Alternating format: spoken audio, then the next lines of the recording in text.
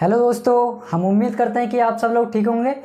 देखिए, आज हम बात करते हैं डेड फॉल्ट फाइंड के बारे में। यानी हमारे पास कोई भी डेड फ़ोन आता है अगर, तो हम उसे कैसे रिपेयर करते हैं, फॉल्ट फाइंड कैसे करते हैं। फॉल्ट फाइंड के बारे में आज हम आपके लिए बताएंगे कि डेड कंडीशन वाला बोर्ड जो होता है हम कैसे रिपेयर करते हैं। और देखिए, आज का वीडियो बहुत इंपॉर्टेंट वीडियो होने वाला है, तो आप वीडियो को बिल्कुल भी मिस मत करिए, जिससे कि आपके लिए पूरी नॉलेज नहीं मिल पाए। अगर ये वीडियो आपने पूरा देख लिया तो आज से आप पूरा जो भी हमारा मोबाइल होता है उससे फॉल्ट फाइंड कर लोगे। देखिए, अब किस प्रकार से हमें फॉल्ट फाइंड करना होता है उसके बारे में आपके लिए प्रॉपर तरीके से आज बताने वाले। और देखिए, हम कोशिश करते हैं आपके लिए यूट्यूब पे बहुत ही बेहतर तरीके से समझाने की, सिखाने की। और अगर आप ऑफलाइन क्लास लेना चाहते हैं तो आप हमें कांटेक्ट कर सकते हैं। हमारे पास अगस्त बैच फुल है और सितंबर अक्टूबर की बुकिंग चालू है। अगर आप भी चाहते हैं कि मोबाइल में अपना करियर बनाने के लिए, तो आप हमें कॉन्टैक्ट या कमेंट कर सकते हैं, ठीक है। अब देखिए, हम बात करते हैं फॉल्ट फाइंड मोबाइल बोर्ड के बारे में, कैसे करके हम फाइंड करते हैं। ये हमने यहाँ पे लिखा है डेड फॉल्ट फाइंड। इसका मतलब हुआ कि हमारे पास अगर कोई भी डेड कंडीशन में बोर्ड आता है तो हम उसे कैसे रिपेयर करते हैं, कैसे करके हम उसे फॉल्ट फाइंड करेंगे। यानी कि फॉल्ट का मतलब हुआ किस प्रकार से हमारे पास कोई भी अगर कहीं पर भी प्रॉब्लम आ रही है हम उसे कैसे फाइंड करते हैं, ठीक है, कैसे करके उसे हम सॉल्व करते हैं। तो हमारे पास मान लेते हैं, देखिए, जैसे हम मान लेते हैं हमारे पास ये डेड बोर्ड आया हुआ है, यानी कि डेड फ़ोन है, किसी भी फ़ोन का मान लेते हैं, ठीक है। किसी भी फ़ोन का अगर हमारे पास ये डेड फ़ोन आता है तो हम इसे कैसे रिपेयर करते हैं, कैसे पता करेंगे कि ये हमारा डेड ऑन होने की कंडीशन में है या नहीं है। तो आज बहुत ही प्रॉपर तरीके से और बहुत ही आराम से आपके लिए बहुत ही अच्छे से समझाने की कोशिश करेंगे। अब मानते हैं हमारे पास ये डेड फ़ोन आया, हम कैसे फाइंड करते हैं। अब सबसे पहले हमारे पास एक आता है 6 पोर्ट चार्जर, जो कि मैंने आपके लिए इससे अगले वीडियो में एक 6 पोर्ट चार्जर के बारे में वीडियो बना के डाल रखा है, आप उसको देख सकते हैं, उसे हम कैसे मतलब यूज करते हैं। तो हमारे पास 6 पोर्ट चार्जर जो होता है उस पर हम चेक करते हैं। हमने डाटा केबल लगाया और 6 पोर्ट चार्जर पे अगर हमारे 0.30 या 0.60 अगर ऐसे एम्पेयर लेता है 6 पोर्ट चार्जर से, ठीक है, चार्जर से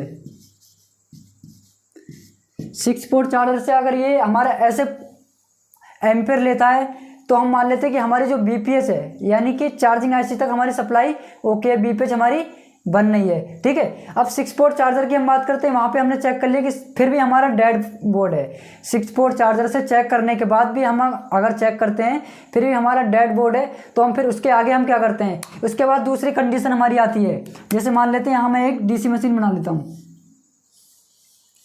ये हो गई हमारी डीसी मशीन। ऊपर होते हैं वोल्ट और नीचे होते हैं एम्पियर, ठीक है।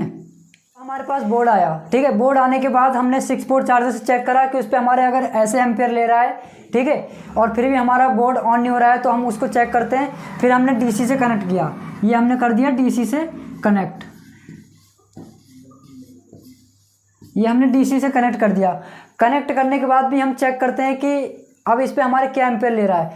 डीसी से हमने मोबाइल कनेक्ट किया, मोबाइल कनेक्ट करने के बाद हमने चेक किया कि हमारे क्या एम्पियर ले रहा है। एम्पियर लेने के बाद हमारा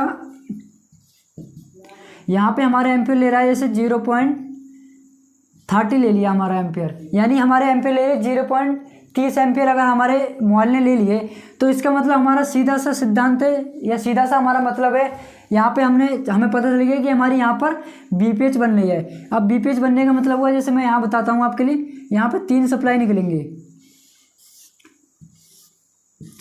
यानी कि 3 सप्लाई, 3 कंडीशन बोल सकते हैं। 3 कंडीशन बताता हूँ। यहाँ पे हमारा अगर लेता है एम्पियर 30, 0.30 एम्पियर हमारा ले लिया, तो यहाँ पे हमें पता चल जाएगा बीपीएच जो हमारी सप्लाई होती है वो हमारी ओके है, बीपीएच सप्लाई ओके है।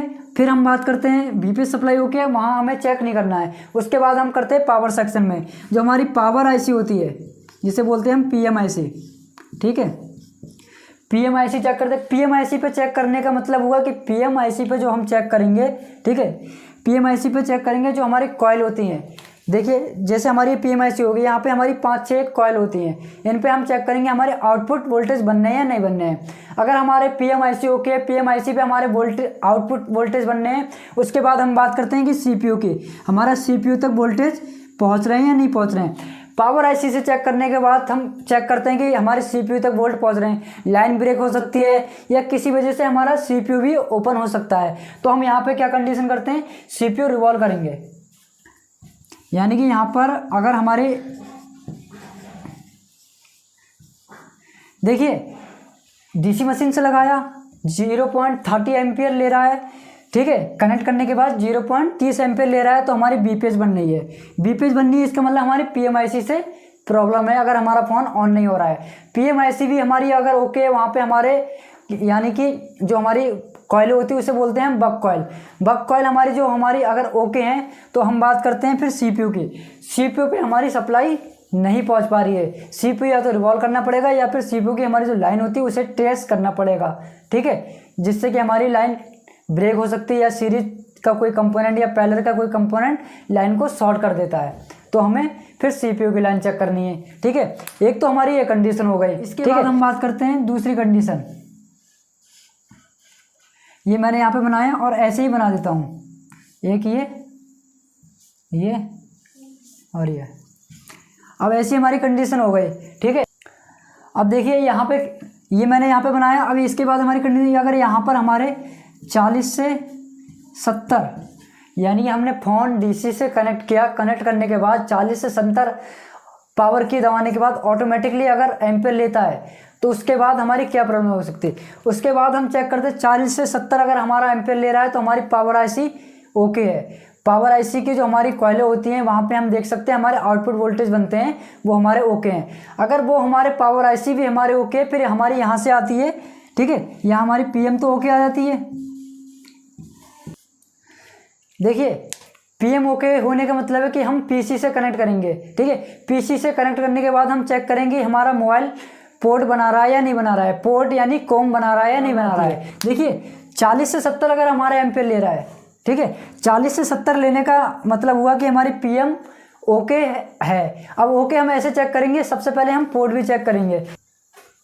कभी कभी ऐसा होता है कि रीडिंग में हमारी कुछ मिस्टेक आ जाती है, समझ में नहीं आता है, कन्फ्यूजन हो जाती है, तो हम पहले पोर्ट भी चेक कर लेंगे। देखिए अब हम बात करते हैं ओके फ़ोन की। ओके फ़ोन हमारे पास आया, जैसे यही ओके फ़ोन हमारे पास आया और हम डीसी से कनेक्ट करेंगे।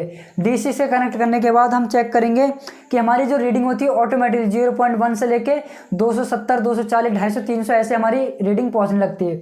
तो डीसी से हम कनेक्ट करने के बाद ये रीडिंग पहुंचती है तो हमारा फ़ोन ओके आता है। लेकिन फिर भी पता चलता है कि मोबाइल हमारे डिस्प्ले में लाइट नहीं आ रही है, पता नहीं चलता कि हमारा फ़ोन वाइब्रेट नहीं करता है, ऑन हो रहा है नहीं हो रहा है। इसी एक मकसद है कि यहाँ पर हमारा बोर्ड तो ओके है, लेकिन यहाँ तो ग्राफिक की लाइन कटी हुई है या डैमेज है या फिर हमारी एलसीडी से प्रॉब्लम है। वहाँ पे हमें बोर्ड में हाथ नहीं लगाना है, बोर्ड को टच नहीं करना है अगर ये हमारे पास ये रीडिंग आ रही है, ठीक है। अब हम बात करते हैं पीएम आईसी जो हमारी होती है, यानी कि जैसे बोलते हैं पावर आईसी।